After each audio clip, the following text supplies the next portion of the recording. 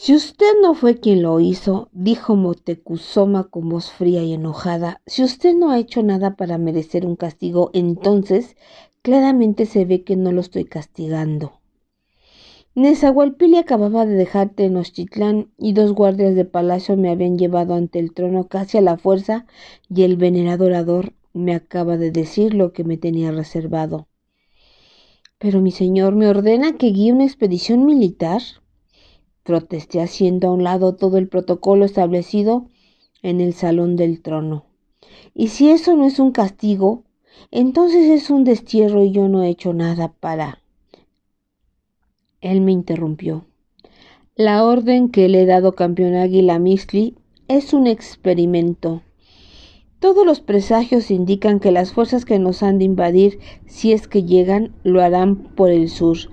Necesitamos que usted fortalezca nuestras defensas del sur. Si su expedición tiene éxito, enviaré a otros campeones guiando otros grupos de emigrantes en esas áreas.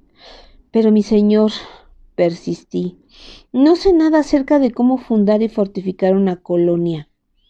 Él dijo, yo tampoco sabía cómo, hasta que se me ordenó hacer lo mismo en Choconochoco muchos años atrás.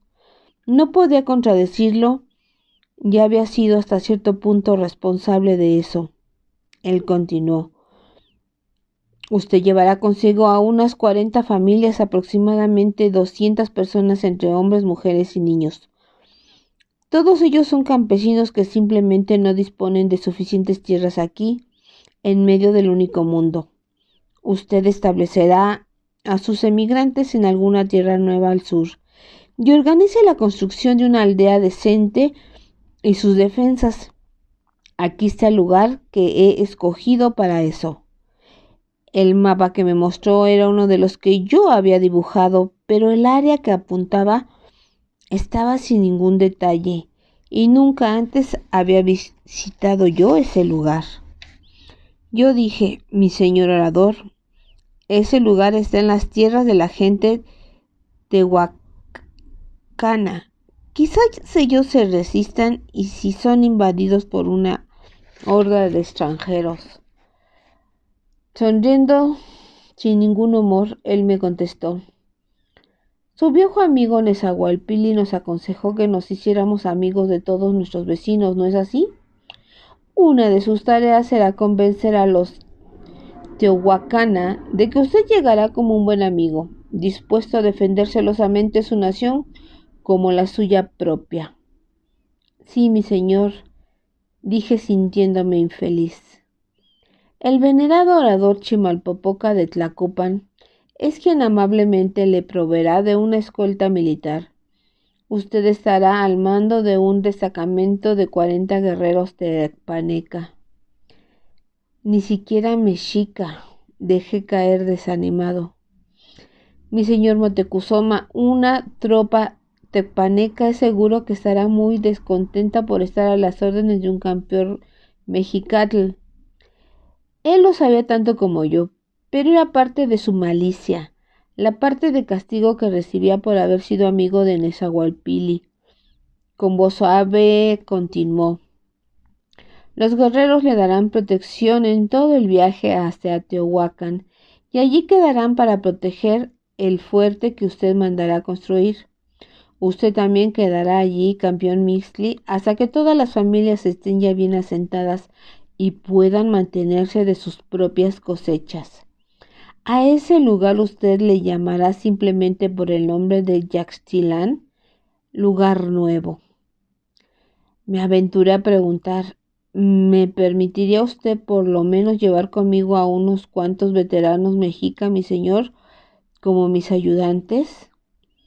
Él probablemente hubiera dicho que no, inmediatamente, pero yo añadí, son unos hombres ya viejos que yo conozco y que hace ya tiempo fueron puestos a un lado por ser demasiado viejos. Él resolló con desdén y dijo, si necesita guerreros adicionales para poder sentirse a salvo, usted tendrá que pagarlos. Estoy de acuerdo, mi señor, dije con rapidez, ansioso de estar fuera de allí antes de que cambiara de idea, y me dejé caer a besar la tierra, murmurando al mismo tiempo: ¿tiene algo más que mandarme, señor orador? Que parta usted inmediatamente para que se encamine lo más rápidamente posible hacia el sur. Los guerreros Tepaneca y el grupo de familias se están reuniendo en estos momentos en Ixtapalapan. Quiero que estén en su nueva comunidad de Yaxchilán al tiempo de echar la siembra de primavera. Vaya y hágalo. Iré inmediatamente, dije, y arrastré mis pies desnudos hacia atrás, hacia la puerta.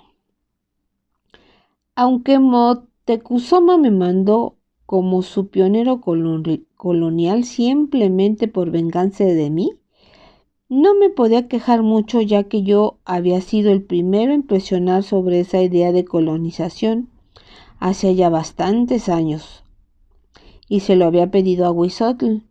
Además, y para ser honesto, hacía tiempo que me había estado aburriendo con ser solo un hombre rico y ocioso, y había estado yendo frecuentemente a la casa de los Pocheca con la esperanza de escuchar algo acerca de alguna mercancía extraña que me llevara fuera de la nación. Hubiera aceptado de buena gana esa agitación para guiar el grupo de emigrantes si no hubiera sido porque Moctezuma insistió en que me quedara en el nuevo sitio establecido hasta que éste echara raíces firmemente. Tanto como yo podría estimar, estaría dentro de los muros de Yaxchilán por todo un año, si es que no por 2 o más. Cuando yo era joven, cuando mis caminos y mis días parecían ilimitados e incontables, no hubiera echado de menos todo ese tiempo que sería sustraído de mi vida, pero a los 42 años me repugnaba la idea de pasar siquiera uno de mi vida atado a un trabajo insípido en una insípida aldea campesina, mientras, quizás, otros horizontes más luminosos me estuvieran llamando por todas partes. No obstante, preparé esa expedición con la mayor organización posible y entusiasmo. Primero llamé a las mujeres de mi casa y a los criados y les hice saber mi misión. Soy lo suficientemente egoísta como para no desear estar lejos de mi familia durante ese año o más, y también creo que el tiempo se puede usar con ventaja.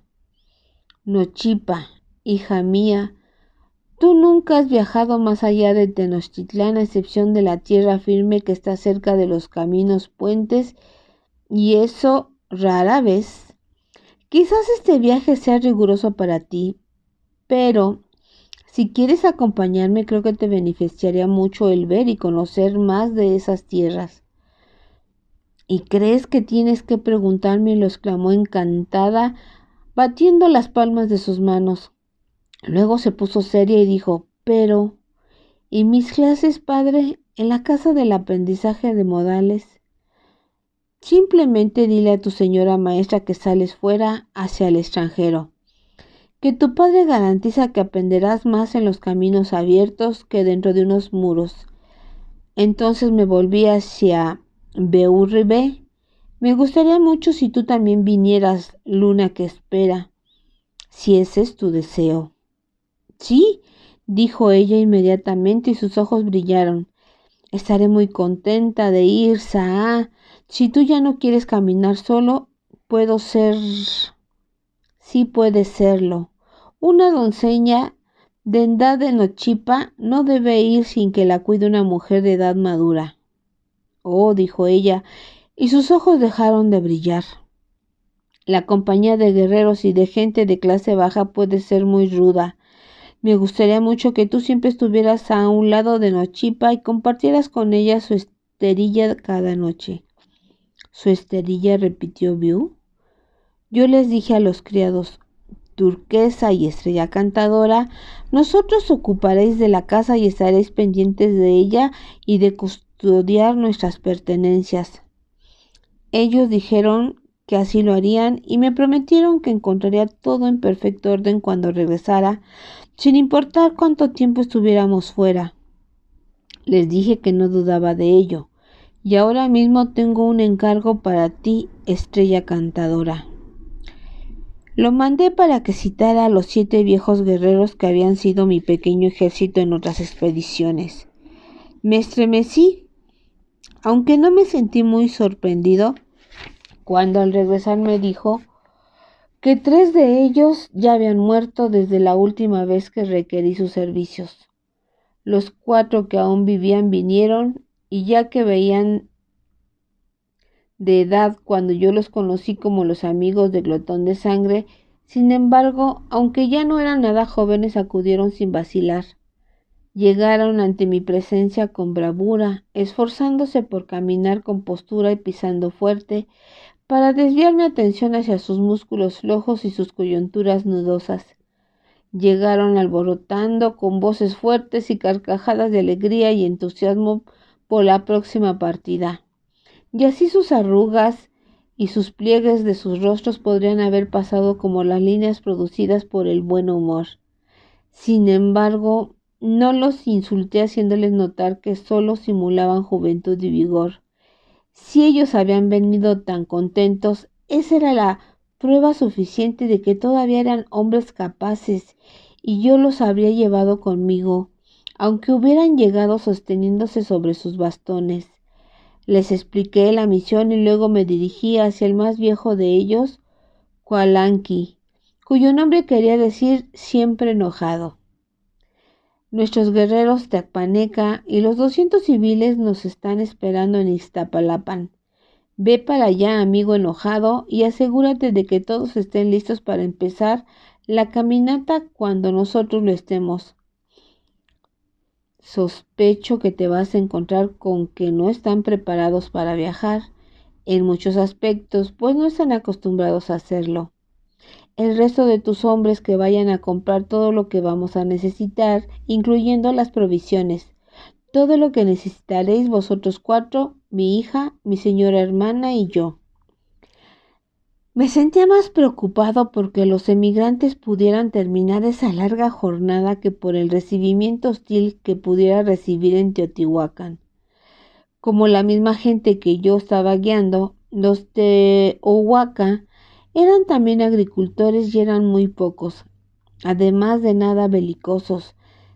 Casi podía esperar que hasta nos dieran la bienvenida, pues nosotros significábamos para ellos gente nueva con quien mezclar y cesar a sus retoños.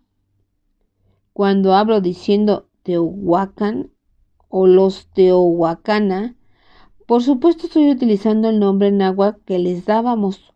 Los Teohuacana son una rama de los Mixteca o Tianú, quienes se llamaban a sí mismos y a su nación por Tianía.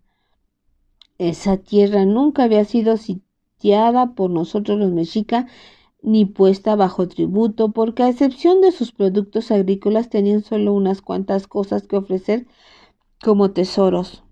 Lo único que podían aportar eran sus manantiales de aguas calientes y minerales, una cosa bastante difícil de confiscar, y de todas maneras los Tianía comerciaban libremente con nosotros las ollas y recipientes conteniendo esas aguas, que por otra parte se compraban nada más como tónico, pues olían y sabían horrible. También muchos físicos muy a menudo ordenaban a sus pacientes ir a Tianía a tomar baños en esas aguas calientes y apestosas. Debido a eso, los nativos habían hecho un buen negocio al construir lujosas hosterías junto a los manantiales. En suma, yo no esperaba tener muchos problemas en una nación de agricultores y hosteleros. Siempre enojado regresó al día siguiente para decirme: tenías razón, campeón Mixtli. Esa banda de patanes había traído todos sus utensilios de piedra para moler el maíz y todas las imágenes de sus dioses favoritos, en lugar de llevar el mismo peso en semillas para plantar y las raciones necesarias de polvo de pinoli para viajar. Por supuesto que gruñeron mucho, pero les hice que dejaran aquí todo impedimento que podrá ser reemplazado. ¿Y qué crees, Cualanqui? ¿Que toda esa gente podrá bastarse a sí misma como una comunidad? Yo creo que sí. Aunque casi todos ellos son agricultores, también hay albañiles carpinteros, ladrilleros y demás, pero se quejan de que les falta algo muy importante para viajar, que no les han provisto de sacerdotes. Yo dije malhumorado: nunca he sabido de una comunidad que crezca como la hierba, pero esa plenitud de sacerdotes parece como si brotaran de la tierra, siempre pidiendo ser alimentados, temidos y venerados. No obstante, mandé un recado a Palacio sobre eso y nuestra compañía tuvo 6 o 7 tlamacasques, jóvenes y novicios de diferentes dioses y diosas. Esos sacerdotes eran tan jóvenes que sus vestidos negros todavía no estaban lo suficientemente mugrientos y costrosos de sangre. Nochipa, Beú y yo cruzamos el camino puente al atardecer del día que habíamos planeado para partir y pasamos la noche en Ixtapalapan. Así podría a la primera luz de la mañana pasar revista y ver que todos los bultos habían sido repartidos equitativamente entre todos los hombres disponibles, mujeres y muchachos, para poder estar en el camino lo más pronto posible. Mis 4 ayudantes gritaron a todos los guerreros tecpaneca para que se pusieran en fila y yo pasé revista utilizando para ello mi topacio. Eso causó muchas risas solapadas entre las filas y desde entonces todos ellos se referían a mí, aunque se suponía que yo no debía darme por enterado como Mixteloxitli, una forma bastante ingeniosa de entremezclar mi nombre con otras palabras, pues traducido en una forma simple quería decir Misli, ojo orinador. Los civiles que formaban la comitiva es seguro que me llamaban con nombres menos lisonjeros, ya que siempre se estaban lamentando, y la queja principal era que ninguno de ellos jamás había tenido la más remota intención o deseo de llegar a emigrar. Moctezuma tuvo buen cuidado en no decirme que todos ellos no iban como voluntarios, sino que él los había escogido como el sobrante de población y que habían sido obligados por sus guardias. Así es que ellos se sentían, y con cierta justificación, como si hubieran sido desterrados injustamente a un desierto. Y los soldados se sentían igualmente desgraciados, ya que no les gustaba el trabajo que se les había encomendado, de ser los guardianes de esa comunidad y marchar lejos de sus hogares de Tlacopan, no para pelear en el campo de batalla, sino para estar por tiempo indefinido en la aburrida obligación de guarnición. Si yo no hubiera llevado a mis 4 veteranos para mantener el orden, me temo que el campeón Águila Ojo Orinador no hubiera podido contener un amotinamiento o deserción. Bueno, yo también deseé por mucho tiempo poder desertar. La jornada fue horrible. Los soldados por lo menos sabían cómo marchar, pero los civiles se rezagaban, se extraviaban, les dolían los pies, gruñían y lloraban. Ni siquiera 2 de ellos descansaban al mismo tiempo. Las mujeres exigían que nos parásemos para poder darles el pecho a sus bebés. El sacerdote de tal o cual dios hacía que nos detuviéramos a cada determinado tiempo del día para rezar una oración ritual. Si ordenaba caminar a paso vivo, la gente floja se quedaba de que los estaba haciendo correr hasta morir. Por eso se quejaban. Si los hacía ir despacio, en beneficio de los flojos, los otros se quejaban de que iban a morir de ancianidad antes de terminar la jornada. Mi hija Nochipa fue la única persona que hizo que esa caminata fuera agradable para mí. Como su madre Sinyaya, en su primer viaje fuera de casa, Nochipa exclamaba jubilosa ante el paisaje que por primera vez se revelaba a cada vuelta del camino. El paisaje en sí era de lo más ordinario, pero algo en él alegraba sus ojos y su corazón. Estábamos siguiendo la ruta principal de comercio hacia el sur, y aunque esa tenía bellas vistas, yo ya estaba acostumbrado a ellas, como también lo estaban Beú y mis ayudantes. Y en cuanto a los emigrantes, Estos eran incapaces de exclamar ante algo que no fueran sus miserias. Pero hubiéramos podido estar atravesando por los desiertos muertos de mi clan y Nochipa habría encontrado algo nuevo y maravilloso. Algunas veces ella rompía a cantar como lo hacen los pájaros sin ninguna razón, solo por el hecho de tener alas y de sentirse felices por eso. Como mi hermana Tzitzilini, Nochipa había ganado muchos honores en su escuela por su talento en el canto y la danza. Como ella cantaba, hasta los más odiosos descontentos dejaban de gruñir para escucharla. También cuando no estaba muy cansada después de la caminata diaria, Nochipa nos iluminaba las noches oscuras bailando para nosotros, después de la comida de la tarde. Uno de mis hombres sabía cómo tocar una flauta de arcilla que llevaba con él, así es que acompañaba a Nochipa en su danza y esas noches en que ella danzaba, todos se iban a dormir sobre el duro suelo con menos lamentaciones de las que acostumbraban. Además de que Nochipa nos iluminó todo ese camino largo y cansado. Solo recuerdo otro incidente que me impresionó más de lo ordinario. Una noche en que habíamos acampado, caminé a cierta distancia de la luz de la fogata para orinar junto a un árbol y casualmente pasé por allí un poco más tarde y vi a Beau. Ella no me vio, haciendo una cosa singular.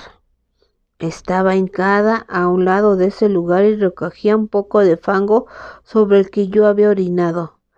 Pensé que quizás ella estaba tratando de preparar un cataplasma para calmar los dolores de alguien que se hubiera hecho una ampolla o torcido un tobillo. Así es que no la interrumpí, ni más tarde le mencioné ese hecho. Sin embargo, debo contarles a ustedes, señores escribanos, que entre nuestra gente había ciertas mujeres, usualmente muy viejas, que ustedes llaman brujas, quienes conocían ciertas artes secretas. Una de sus capacidades era hacer un muñeco con la imagen de un hombre, con el fango del lugar en donde ese hombre hubiera orinado recientemente. Y luego sometían ese muñequito a ciertas indignidades, haciendo que el hombre sufriera dolores y penas inexplicables, y aún locura, deseos desordenados, pérdida de memoria de todas sus posesiones hasta quedar en la miseria más absoluta. Sin embargo, yo no tenía ninguna razón para sospechar que Luna, que espera, hubiera sido una bruja toda su vida, pues nunca me había dado cuenta de eso. Así es que consideré lo que estaba haciendo esa noche como una simple coincidencia y me olvidé de eso hasta que lo recordé más tarde. Después de unos 20 días de haber salido de Tenochtitlán, que hubieran sido 12 para un viajero experto y sin trabas, llegamos a la aldea de Huajuapan, que yo ya conocía, y después de pasar la noche allí, cambiamos totalmente nuestro rumbo desviándonos hacia el noreste, hacia otra ruta comercial, pero era un camino menor que ninguno de nosotros conocía. La vereda nos llevó a través de verdes y hermosos valles en donde ya se veía una temprana primavera, rodeados por bajas y bellas montañas azules que nos guiarían hacia la capital de Tía Nia, que además de ser llamada así, era llamada por Teohuacán. Pero no llegamos hasta allá. Después de 4 días a lo largo de esa ruta nos encontramos ante un inmenso valle en donde tuvimos que vadear la corriente de un arroyo ancho pero no profundo. Me arrodillé y tomé en mi mano un poco de esa agua. La olí y luego la probé. Siempre enojado se paró junto a mí y me preguntó: ¿qué piensas? Bien, no proviene de uno de esos manantiales típicos de Teohuacán, le dije. El agua no está amarga, ni maloliente, ni caliente. Es buena para regar y beber. La tierra parece ser buena también, y no veo otros habitantes y plantaciones. Yo pienso que este es el lugar para nuestra Yaquilán. Diles eso. Cualanqui se volvió y bramó para que todos pudieran oírle. Dejad los bultos, hemos llegado. Yo le dije, déjalos descansar por lo que queda del día. Mañana empezaremos a... Mañana, me interrumpió uno de los sacerdotes tocando mi codo repentinamente. Y al día siguiente de ese día nos dedicaremos a consagrar esa tierra, con su permiso, por supuesto. Yo le dije, esta es la primera comunidad que yo he fundado, joven señor sacerdote, y no estoy familiarizado con las formalidades, lo que quiere decir que usted haga todo lo que los dioses requieran. Sí, dije esas palabras exactas sin darme cuenta de cómo serían interpretadas al dar mi permiso a una ilimitada licencia religiosa, sin prever la forma en que serían tomadas por los sacerdotes y la gente, sin sospechar ni remotamente que por todo el resto de mi vida sentiría una gran angustia por la forma tan casual con que me expresé. La iniciación ritual, la consagración del terreno, llevó 3 días enteros de oraciones, invocaciones, incienso y todas esas cosas. Algunos de esos ritos eran hechos por los sacerdotes solamente, pero otros requerían la participación de todos nosotros. A mí no me importó, pues tanto los guerreros como la gente necesitaban de unos días de descanso y diversión. Hasta Nochipa y Biu estaban muy contentas, por supuesto, de que la ceremonia les dieran la ocasión de ponerse mejores ropas, más femeninas y más adornadas que los trajes de viaje que tuvieron que llevar por tanto tiempo. Y eso hizo que también otros de los colonizadores tuvieran otra diversión que yo compartí, ya que me divertí observando.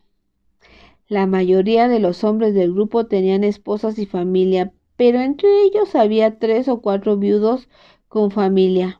Así es que durante esos días de consagración tuvieron la oportunidad de hacerle la corte a Biu, uno tras otro. También había entre los hombres muchachos o jóvenes ya en la edad de hacer la corte toscamente a Nochipa. No podía culparlos, ya fueran jóvenes o viejos, ya que Nochipa y Biu eran infinitamente más bellas, refinadas y deseables que esas mujeres y muchachas del pueblo, con sus cuerpos cuadrados, sus rostros ordinarios, sus pies feos de agricultores.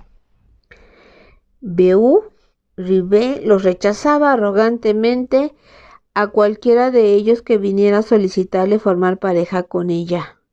En alguno de los bailes ceremoniales o con cualquier pretexto para estar cerca de ella, pero lo hacía así solamente cuando creía que yo no la observaba.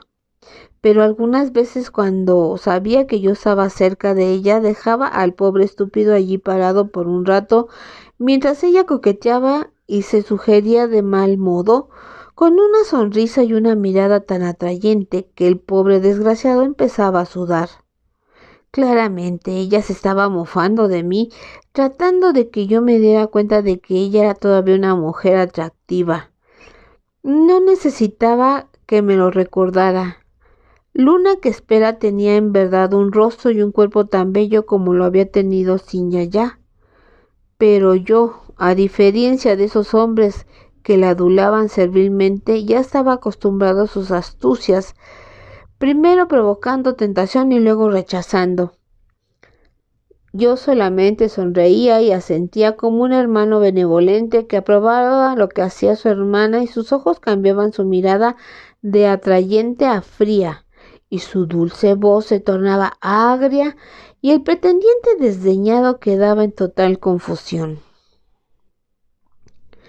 Nochipa no hacía esa clase de juegos.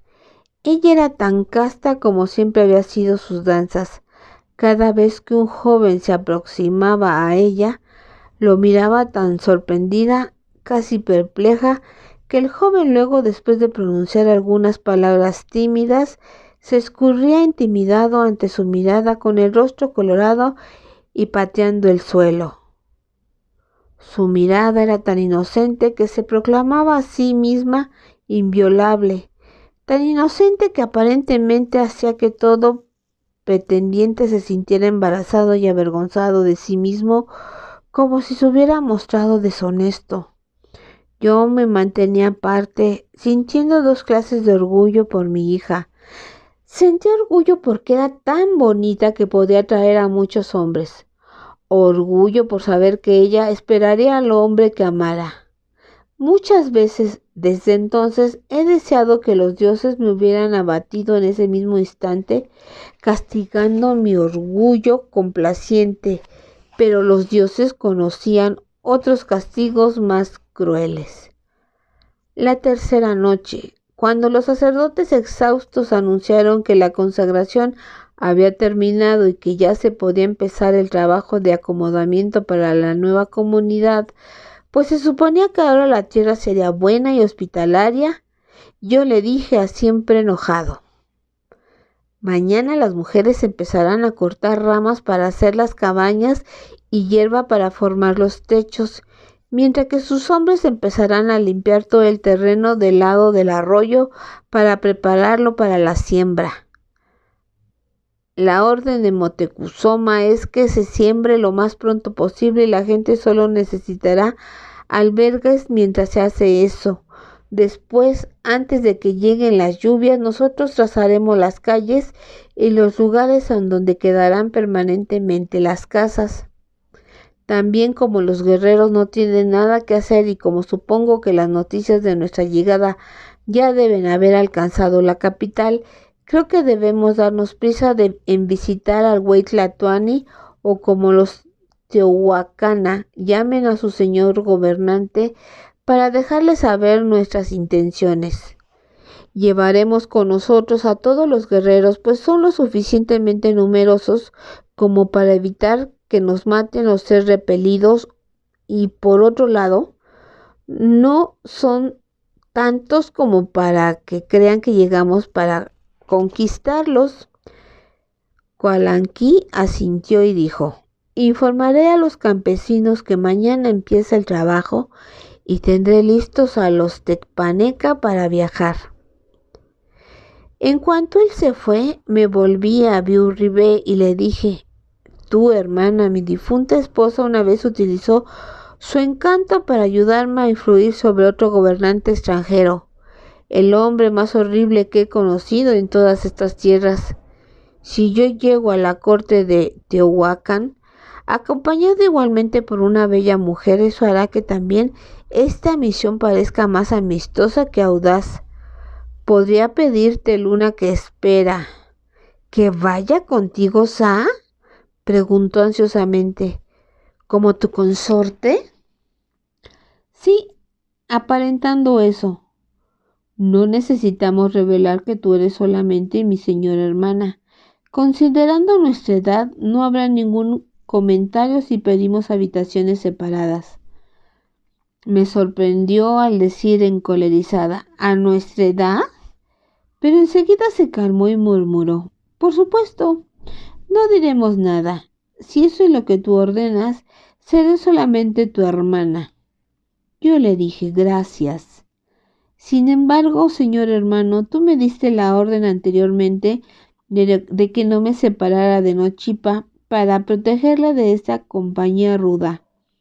Si yo voy contigo y Nochipa, sí. ¿Y yo, padre?, preguntó mi hija, cogiéndome mi manto por el otro lado. También yo iré, padre. No, tú te quedarás aquí, mi niña, le dije.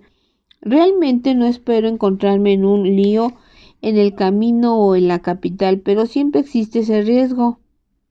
Aquí estarás a salvo entre la multitud, a salvo con la presencia de los sacerdotes, que en cualquier persona hostil vacilaría en atacar por un temor religioso. Estos rudos campesinos estarán trabajando tan duro que no tendrán tiempo de molestarte y estarán tan cansados en la noche que los jóvenes ni siquiera tendrán ganas de coquetear contigo. En todo caso, he observado, mi hija, que tú tienes suficiente capacidad como para descorazonarlos. Estarás a salvo aquí, Nochipa, más que en los caminos abiertos, y de todas formas no estaremos fuera por mucho tiempo. Sin embargo, ella me miró tan alicaída que añadí: cuando regrese tendremos mucho tiempo de ocio y toda esa nación para recorrer. Te prometo que lo veremos todo, solo tú y yo, Nochipa, viajando juntos a todo lo largo y lo ancho. Le brillaron los ojos y me dijo: sí, eso será mucho mejor, solo tú y yo. Me quedaré aquí de buena gana, padre, y en la noche, cuando la gente esté cansada de sus labores, quizá pueda hacerles olvidar su cansancio y danzaré para ellos. Aún sin tener que arrastrar un grupo de colonizadores, nos llevó otros 5 días alcanzar la capital, a Biu, a mí y a mis 44 hombres de escolta. Es todo lo que recuerdo, y recuerdo también que fuimos muy bien recibidos en el pueblo de Teohuacán o Tianía por su señor gobernante, aunque no recuerdo su nombre ni el de su señora, ni recuerdo tampoco cuántos días estuvimos allí como sus huéspedes, en el edificio destartalado que ellos llamaban palacio. Recuerdo que él me recibió diciendo: esa tierra que usted ha ocupado, campeón Águila Mistli, es uno de nuestros pedazos de terreno más fértiles y placenteros, a lo cual añadió rápidamente: pero no tenemos suficiente gente para separar de sus labores agrícolas y de otras ocupaciones para ir a trabajar allí. Sus colonizadores son bienvenidos y también le damos la bienvenida a usted. Toda la nación necesita de nueva sangre para su cuerpo. Él dijo mucho más y en ese mismo sentido, y me dio unos regalos a cambio de los que yo le llevé de parte de Moctezuma. Y recuerdo que muy a menudo nos daban un festín y nos trataron muy bien, tanto a mis hombres, a Biu y a mí, y que nos vimos forzados a beber de esa horrible agua mineral de la que los Teohuacana están tan orgullosos, y hasta nos relamimos los labios pretendiendo que era muy sabrosa. Y recuerdo que nadie se asombró cuando pedí habitaciones separadas para mí y Biu, aunque también recuerdo muy vagamente que ella vino a mi cuarto una de esas noches. Dijo algo, suplicó algo, y yo le contesté con aspereza, y ella seguía suplicando. Creo que la golpeé en la cara, pero ahora no puedo recordar. No, mis señores escribanos, no me miren así. No es que mi memoria de pronto haya fallado. Si todas esas cosas han estado nebulosas en mi mente durante todos estos años desde que pasaron, es porque otra cosa sucedió muy poco tiempo después, y ese suceso quedó tan grabado en mi cerebro que quemó todos los recuerdos de los sucesos anteriores. Recuerdo que nos despedimos de nuestros anfitriones de Tianía, intercambiando mutuas expresiones de cordialidad y amistad, y que la gente del pueblo salió a las calles a despedirnos alegremente, y que solo Beú no parecía muy contenta del éxito de nuestra embajada, y supongo que nos llevó otros 5 días regresar a nuestra ruta. El crepúsculo caía cuando llegamos al río a la orilla opuesta de Yanquitlán. No parecía que hubieran trabajado mucho durante nuestra ausencia. Aún utilizando mi topacio solo pude ver unas cuantas cabañas construidas en donde iba a quedar la aldea, pero en cambio estaban celebrando nuevamente algo y muchos fuegos ardían altos y brillantes, aunque la noche todavía no cerraba. No empezamos a vadear inmediatamente el río, sino que nos detuvimos para escuchar los gritos y las risas que provenían del otro lado de las aguas, pues era la primera vez que oíamos un verdadero sonido de alegría viniendo de ese grupo de rústicos. Entonces un hombre, uno de los viejos agricultores, surgió inesperadamente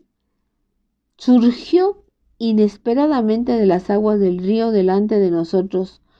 Vio nuestra tropa parada allí y vino hacia nosotros chapoteando, y saludándome respetuosamente dijo: Mixpancinco, en su augusta presencia, campeón Águila, y sea bienvenido de regreso.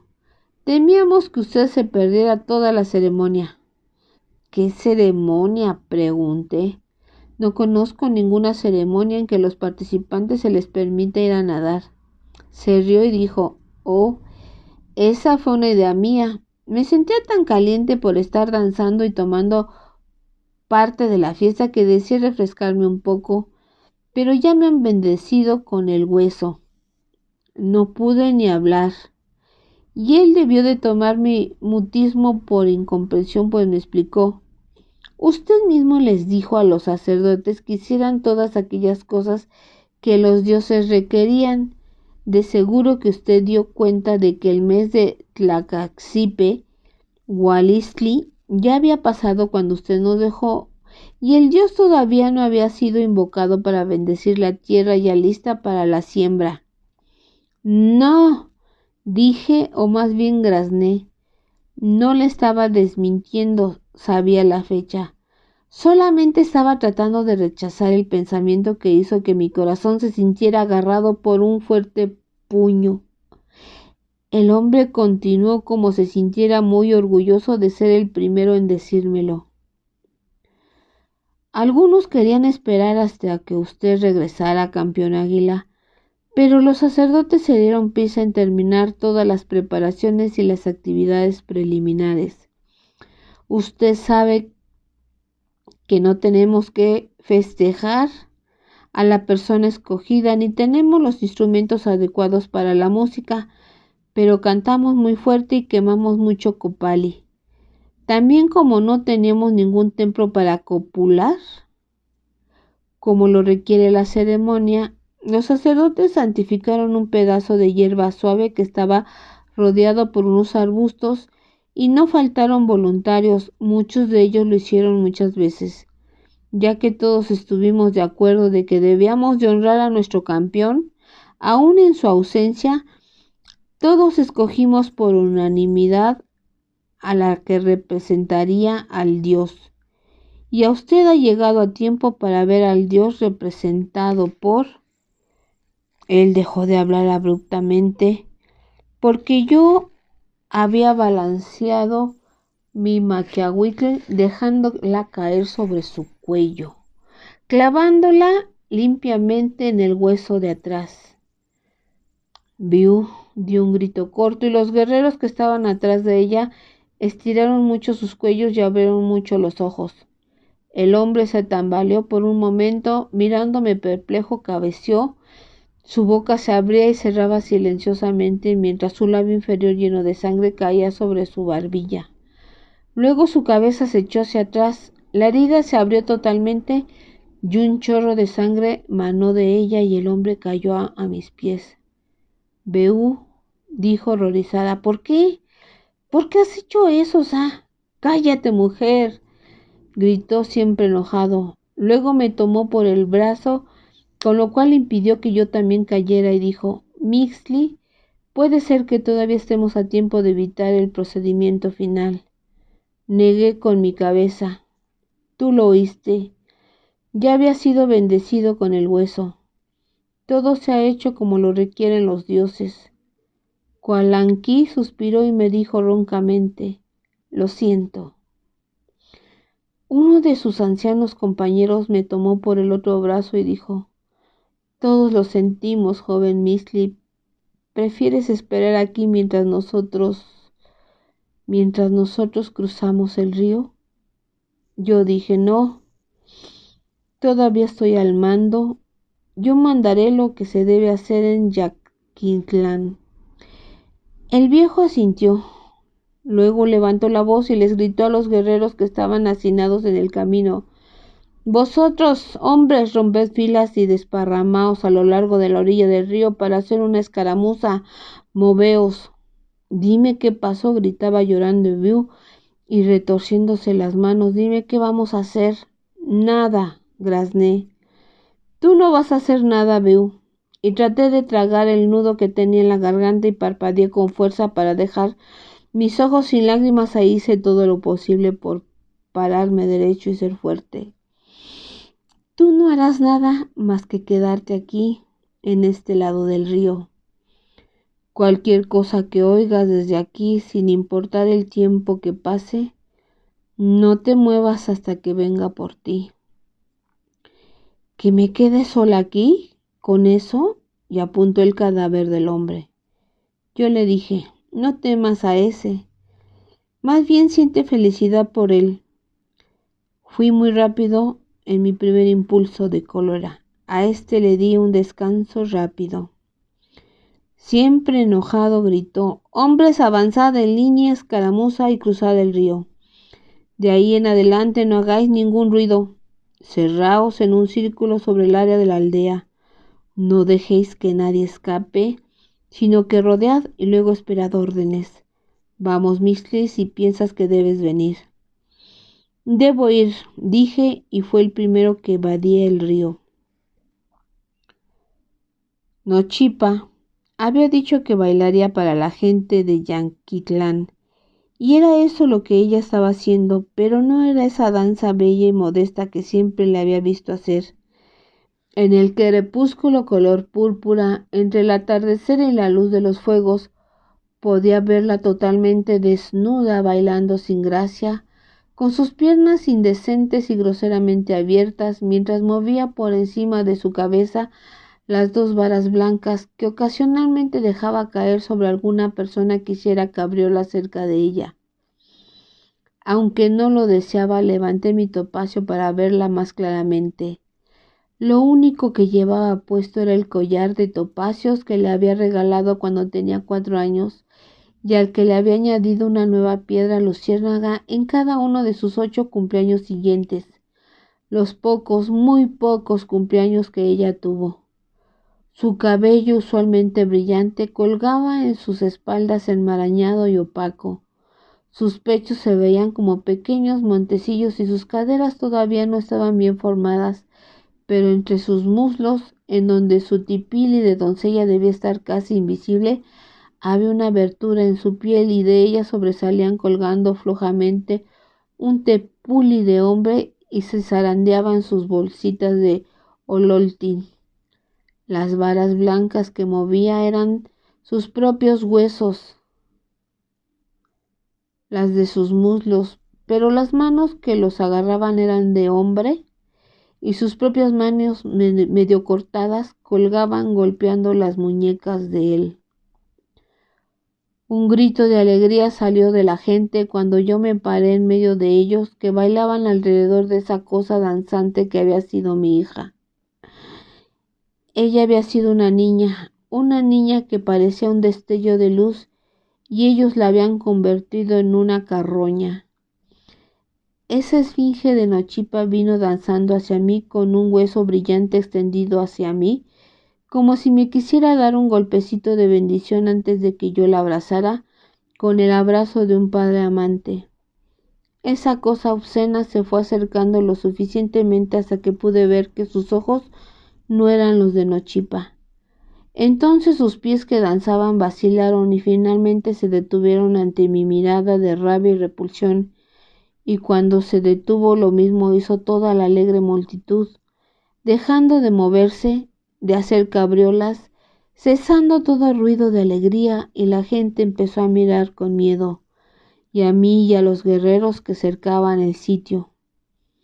Esperé hasta que nada podía oírse, excepto el ruido producido por los fuegos ceremoniales. Entonces dije, sin dirigirme a nadie en particular, coged a esta asquerosa criatura, pero cogedla con suavidad, pues lleva los restos de lo que una vez fue una niña viva. El pequeño sacerdote que llevaba puesta la piel de Nochipa me miraba parpadeando sin poder creerlo. Luego 2 de mis guerreros lo cogieron. Los otros 5 o 6 sacerdotes de la caravana vinieron hacia mí, abriéndose paso a codazos entre la multitud y gritando enojados porque había interrumpido la ceremonia. Yo los ignoré y dije a los hombres que tenían agarrado al que representaba al dios: la piel de su rostro fue separada de su cabeza. Tomad esa piel del rostro de éste con mucho cuidado y llevarla reverentemente hacia el fuego que está allá. Rezad una pequeña oración porque ella un día le dio belleza y quemadla. Traedme el collar de ópalo que llevaba puesto. Yo volví mi rostro mientras hacían eso. Los otros sacerdotes volvieron a gritar de rabia, cada vez más indignados, hasta que, siempre enojado, les gritó tan amenazadoramente que se quedaron quietos y tan dóciles como la multitud inmóvil. Ya está hecho, campeón Mixley, dijo uno de mis hombres, alargándome el collar, algunas de cuyas piedras estaban manchadas con la sangre de Nochipa. Me volví otra vez hacia el sacerdote cautivo. Ya no mostraba las facciones de mi hija, ni de su pelo, ni de su propia cara crispada por el miedo. Yo dije, tenedlo sobre el suelo con los brazos y las piernas extendidos, y tened cuidado de no poner vuestras rudas manos sobre la piel de mi hija. Clavad con estacas sus manos y sus pies al suelo. Él era, como todos los demás sacerdotes, un hombre joven, y gritó como un niño cuando la primera estaca entró dentro de su mano izquierda. Gritó las 4 veces mientras los otros sacerdotes y la gente de Yanquitlán se movían y murmuraban aprensivamente y con razón sobre el destino que les estaba reservado, pero todos mis guerreros tenían listas sus armas y ninguno de ellos se atrevió a ser el primero en huir. Yo miré hacia la grotesca figura que yacía en el suelo, retorciéndose bajo las 4 estacas que mantenían bien abiertas sus extremidades. Los jóvenes pechos de Nochipa levantaban sus pezones puntiagudos hacia el cielo, pero los genitales del hombre sobresalían de entre sus piernas flácidos y arrugados. Preparad con cal, agua con cal, dije. Usad bastante cal para que se concentre bien y empapad la piel con ella. Seguid mojando la piel toda la noche hasta que quede bien penetrada de cal. Luego esperaremos a que el sol salga. Siempre enojado, asistió aprobando. Y los otros esperamos solo tus órdenes, campeón Mixley.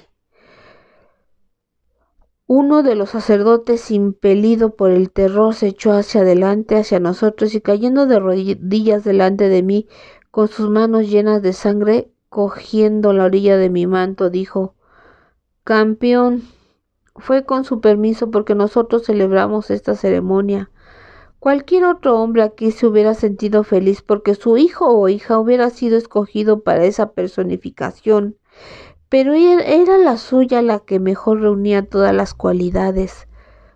Una vez que ella hubiera sido escogida por toda la población y aprobada por los sacerdotes del pueblo, usted no habría podido rehusar ceder su hija para la ceremonia. Yo me le quedé mirando y él bajó su mirada, pero luego dejó caer. Por lo menos en Tenochtitlán usted no habría podido rehusar. Él se cogió de la mano otra vez y dijo implorante, ella era virgen como se requería, pero también era lo suficientemente madura como para funcionar como mujer, como ella hizo. Usted mismo dijo, jefe campeón, haga todas las cosas que los dioses requieran. Así es que ahora la muerte florida de su hija ha bendecido a su pueblo, a su nueva colonia, y ha asegurado la fertilidad de esta tierra. Usted no hubiera podido impedir esa bendición. Créame, jefe campeón, solo deseábamos honrar a Xipetotec, a su hija y a usted. Le di un golpe que le hizo caer a un lado. Luego dije a Kualanqui, ¿estás familiarizado con todos los honores que tradicionalmente le ofrecen a Xipetotec? Lo estoy, amigo Mixley. Bien, entonces tú sabes todo lo que le hicieron a la pura e inocente Nochipa. Que les hagan a todos estos mugrosos las cosas que ellos le hicieron a Nochipa. Hazlo a tu manera, como más te plazca. Tienes suficientes guerreros para ello. Déjalos que se diviertan todo lo que quieran, no hay prisa. Déjalos que inviertan, que inventen cosas y que hagan todo a su placer. Pero cuando termine no quiero a nadie, nada. vivo en Yanquitlán. Esa fue la última orden que di allí. Siempre enojado se hizo cargo de todo. Él volvió y ladró órdenes específicas y la multitud aulló como si se estuviera en agonía. Pero los guerreros se movieron con rapidez para cumplir con las instrucciones. Varios de ellos reunieron rápidamente a un grupo de hombres adultos, separándolos del resto y los mantuvieron así a punta de espada. Los otros guerreros dejaron sus armas, se desvistieron y empezaron a trabajar o a jugar, y cuando alguno de ellos se cansaba cambiaba su lugar con otro de los que hacía guardia. Yo miré durante toda la noche, pues los grandes fuegos mantuvieron la noche iluminada hasta el amanecer. Sin embargo, no veía realmente lo que estaba sucediendo ante mis ojos, ni sentía orgullo por ello, ni satisfacción ante mi venganza. No estaba prestando atención a los gritos, bramidos y gemidos y otra clase de sonidos líquidos ocasionados por las violaciones y la destrucción. Solo veía y oía a Nochipa, que danzaba grácilmente enfrente del fuego, que cantaba melodiosamente como solo ella sabía hacerlo, acompañada por una sola flauta. Lo que Kualanqui había ordenado, lo que realmente ocurrió fue esto. Todos los niños muy pequeños y los bebés fueron cortados en pedacitos por los guerreros, mientras que sus padres eran obligados a observar llorando, maldiciendo y bramando. Luego toda la población, niños, jóvenes, adultos y ancianos de ambos sexos fueron violados hasta morir. Mientras unos eran violados, los otros observaban, y cuando unos ya no servían, eran dejados a un lado agonizantes mientras otros eran utilizados. He mencionado que los sacerdotes eran también jóvenes, así es que sirvieron a los guerreros igualmente. El único sacerdote que estaba estacado en el suelo miraba, gemía y veía con terror sus partes privadas expuestas. Pero aún dentro de esa turbulenta lasciva, los tecpaneca comprendían que ese hombre no debía ser tocado, así es que no le hicieron. Todo eso fue hecho con cierto orden, pues los guerreros primero utilizaron a todos los jóvenes, luego de una forma u otra vaciaron todo lo que les quedaba de apetito, al violar a las mujeres adultas y aún a los 2 o 3 abuelas que habían hecho el viaje. Los hombres, mientras tanto, eran obligados a observar cómo eran violadas hasta morir sus esposas, hijas, hermanas, hermanos, hijos y madres. Al día siguiente, cuando el sol ya estaba en todo lo alto, siempre enojado ordenó que soltaran al grupo de hombres que tenían cercado. Ellos, esposos, los padres, los tíos de esas ruinas humanas, fueron alrededor del campo, dejándose caer sobre tal o cual cuerpo desnudo, roto, cubierto de sangre, de babas y de omisetl. Algunos todavía vivían y vivieron para ver cómo los guerreros, a otra orden de Kualanqui, agarraban otra vez a sus padres, esposos y tíos.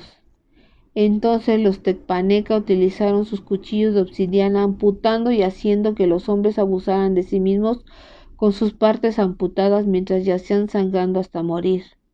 Mientras tanto, el sacerdote sacado había estado muy quieto, esperanzado quizás para ser olvidado, pero cuando el sol se levantó un poco más, comprendió que le esperaba una muerte mucho más horrible de la que tuvieron todos los demás, pues la piel de Nochipa empezó a tomar venganza. La piel, totalmente saturada con agua de cal, empezó a contraerse al secarse lenta pero inexorablemente. Lo que habían sido los pechos de Nochipa gradualmente se fue aplanando conforme la piel se apretaba, abrazando el pecho del sacerdote. Empezó a jadear y ahogarse, y quizás hubiera deseado expresar su terror por medio de un grito, pero trataba de agarrar todo el aire que podía inhalar, solo para poder vivir un poquito más. La piel continuó estrechándose inexorablemente y empezó a impedir el movimiento de la sangre en el cuerpo. Lo que había sido el cuello, las muñecas, los tobillos de Nochipa estrecharon sus aberturas, agarrotándolo lentamente. La cara, las manos, los pies del hombre se empezaron a hinchar y a ponerse negros y en un feo color púrpura. Por sus labios extendidos salió al fin un sonido: «Au, au». ¡Au! Y se fue ahogando gradualmente. Mientras tanto, lo que había sido la pequeña Tepili de Nochipa se constriñó más virginalmente, apretándose fuertemente a los genitales del sacerdote. Su saco de ololtín se hinchó hasta tener el tamaño de una pelota de tlachitli, y su tepuli engordó tanto y se puso tan largo y tieso que era más grande que mi antebrazo. Los guerreros vagaban alrededor del área, inspeccionando cada cuerpo para asegurarse de que estaba muerto o agonizante. Los tecpaneca no mataron piadosamente a los que estaban vivos, sino que solamente se aseguraron de que morirían cuando los dioses lo quisieran, para no dejar nada ni a nadie vivo en Yanquitlán, y como yo lo había ordenado, así fue. Nada nos detenía más allí, como no fuera quedarnos a ver cómo moría el sacerdote que quedaba. Así es que mis 4 viejos compañeros y yo nos pusimos a observar cómo agonizaba cada movimiento de estiramiento, cada jadeo de su pecho, mientras la piel que se constreñía hacía que su torso y sus miembros se tornaran cada vez más flacos y sus extremidades visibles cada vez se vieran más largas. Sus manos y sus pies parecían pechos negros, pero llenos de tetas también negras. Su cabeza parecía una negra calabaza ya sin forma. Él encontró todavía un poco de aire como para dar un último y fuerte grito, cuando su rígido tepuli no pudo contener más la presión y estalló rompiendo su piel, quedando en pedazos y saliéndole la sangre negra. Aunque todavía vivía, de hecho ya estaba acabado y nuestra venganza concluida. Siempre enojado ordenó a los tecpaneca prepararlo todo para empezar el viaje, mientras los otros 3 viejos vadeaban el río conmigo para regresar a donde habíamos dejado Biurribe, que nos estaba esperando. Silenciosamente le mostré los ópalos manchados de sangre. No sé qué fue lo que ella oyó, o vio, o adivinó, y tampoco sé qué aspecto presentaba yo en ese momento, pero ella me miró con ojos llenos de horror, piedad, reproche y pena, pero sobre todo horror, y por un instante retrocedió ante la mano que le tendía. Ven, luna que espera, dije con dulzura, te llevaré a casa.